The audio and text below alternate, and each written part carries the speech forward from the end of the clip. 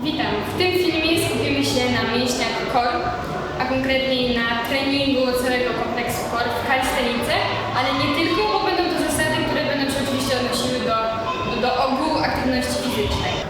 Jak zwykle nie odbędzie się bez skróconej anatomii funkcjonalnej oraz ćwiczeń dla Was do wykorzystania we własnym treningu, poprawiających ogólną funkcję mięśni brzucha, nie tylko tych zewnętrznych, widocznych gołym okiem, ale także tych położonych głębiej, odpowiedzialnych za stabilizację.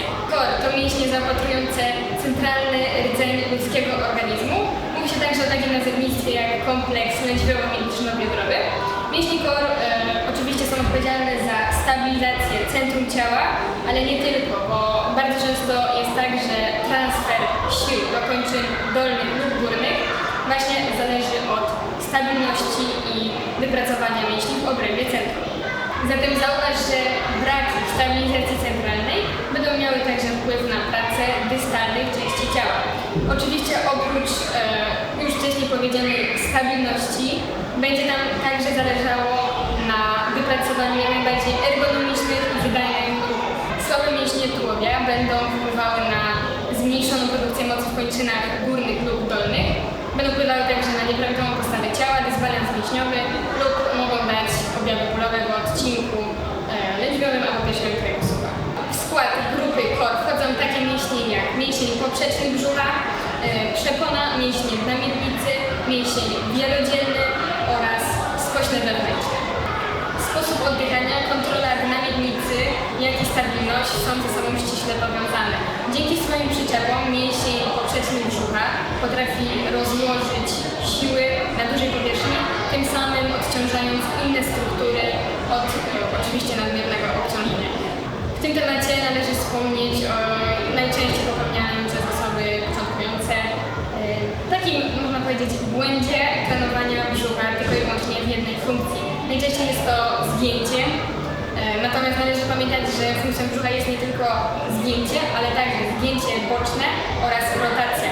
Więc należy o tym pamiętać, żeby wzmacniać ten system core, nasz brzuch wielopłaszczyznowo. Zatem znasz już najważniejsze podstawy anatomiczne i przechodzimy do ćwiczeń.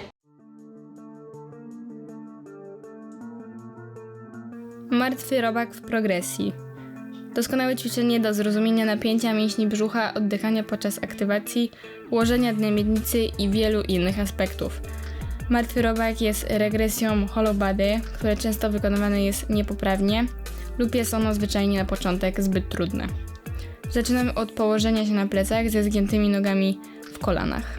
Na początku zaczniemy od samego napięcia mięśni brzucha na około 20-30% i następnie swobodnego oddechu. Oddech w treningu pełni rolę fundamentu, szczególnie w przypadku pracy mięśni brzucha. Miednica powinna być ustawiona w pozycji neutralnej. Teraz unosimy i prostujemy jedną nogę, starając się zachować napięcie i wciąż oddychając swobodnie. Następnie unosimy ramiona i nogi nad ziemię i tu od razu możemy zauważyć, czy nie wkrada się pewna kompensacja w postaci zgięcia grzbietowego stóp. Powinny być one ułożone w zgięciu podeszwowym. Kolejną z progresji może być izometria z użyciem piłki w martwym robaku obustronnie lub jednostronnie.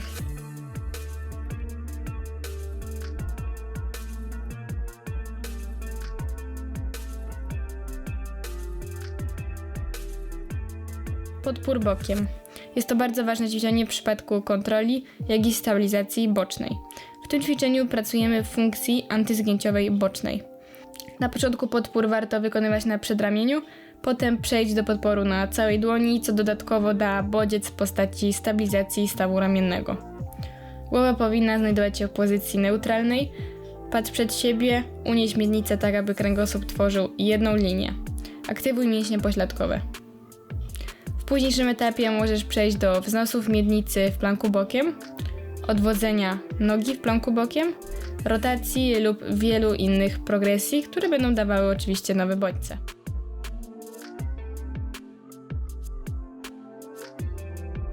Wyprost kręgosłupa na boksie. W tym ćwiczeniu skupiamy się na często zapominanych mięśniach w prostownikach grzbietu. Bardzo ważne jest, aby utrzymać kręgosłup w pozycji neutralnej, tak aby nie dochodziło do nadmiernej kompresji w odcinku lędźwiowym, czyli w fazie dolnej Nie należy przesadzać ze zgięciem kręgosłupa i w fazie górnej z wyprostem. Cały czas kręgosłup powinien stanowić jedną linię. Głowa powinna stanowić przedłużenie kręgosłupa. W późniejszym etapie oczywiście możesz wykonywać to ćwiczenie z lekkim obciążeniem.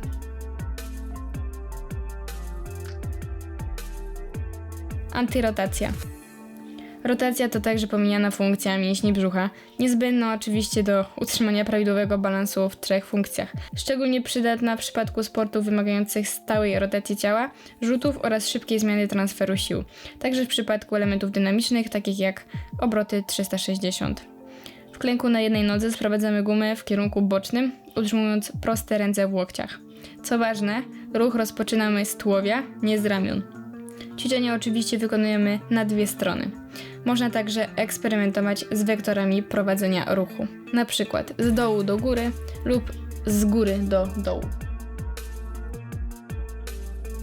Także to by było na tyle w tym materiale. Dowiedziałeś się co nieco o anatomii funkcjonalnej kompleksu core, o najważniejszych ćwiczeniach, które dadzą Ci dobrą bazę do późniejszych, bardziej zaawansowanych ćwiczeń. Dajcie znać w komentarzach, jak do tej pory ćwiczyliście brzuch, czy informacje w tych filmie były dla Was przydatne. Widzimy się w kolejnym materiale. Do zobaczenia.